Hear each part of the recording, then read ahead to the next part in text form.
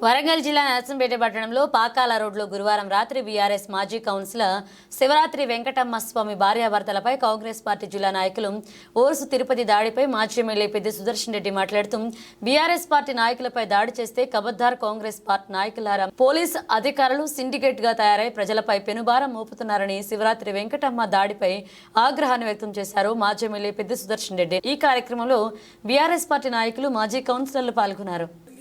30 ఫీట్లు పెడితే నాకు కాంపౌండ్ తగ్గుతుంది కూడా నా కాంపౌండ్ నాలుగు ఉన్నది డ్రైన్ల మధ్య పోతుంది 30 ఫీట్లు నీళ్ళు పోయేటది మరి ఇక నేను అడిగి 5-6 ఇంచులు వెళ్తే ఉన్నాను నేను ఇష్టం అని చెప్పి బాగా కూడా కొన్నాను అక్కడికి పోయింది ఈ తిరుపతి ఏంటంటే ముస్లిం ఇల్లు అక్కడ డే పడితే 30 ఫీట్లు ఉన్నది గోడలు పడతాయి ఇక్కడ 30 ఉన్నది మరి 33 నిన్న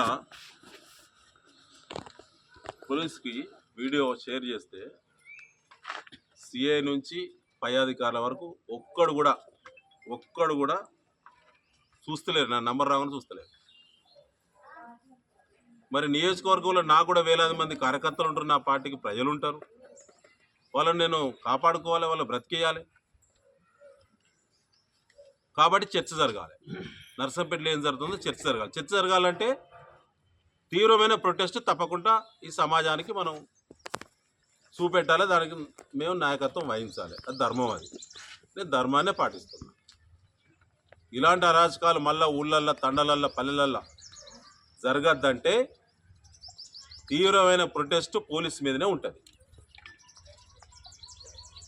పోలీస్ అంటే డిపార్ట్మెంట్ మీద ఉండదు, చెప్పి ఎక్స్పోజ్ చేసిన కార్యకర్త మన పోలీస్ అధికారుల మీదనే ఉంటుంది।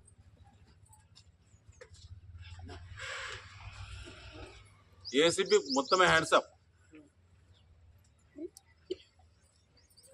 నేను నల్ల వెళ్ళిపోతే నాకు 200 మంది పెడతారు పోలీసులు,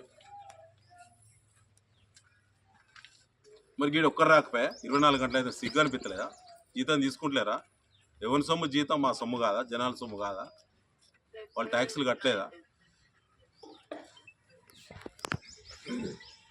బ్రాండ్ షాపులలో బ్లాక్మెయిల్ చేసి దంచినావు, కిరాణా వర్తక సంఘాన్ని దంచినావు, మిల్లులలో దంచినావు, 25-26 వెంచర్లలో దంచినావు, 15-16 కబ్జాలలో దంచినావు। అన్నీ అయిపోయిన తర్వాత గవర్నమెంట్ జాగుల మీద పడ్డది। కాంగ్రెస్ నాయకులు స్థానిక పోలీసులు కలిసే కబ్జాల్లో వాటాలు పంచుకుంటున్నారు। ఇది ఇక్కడి నుంచి పైదాకా పోతున్నాయి।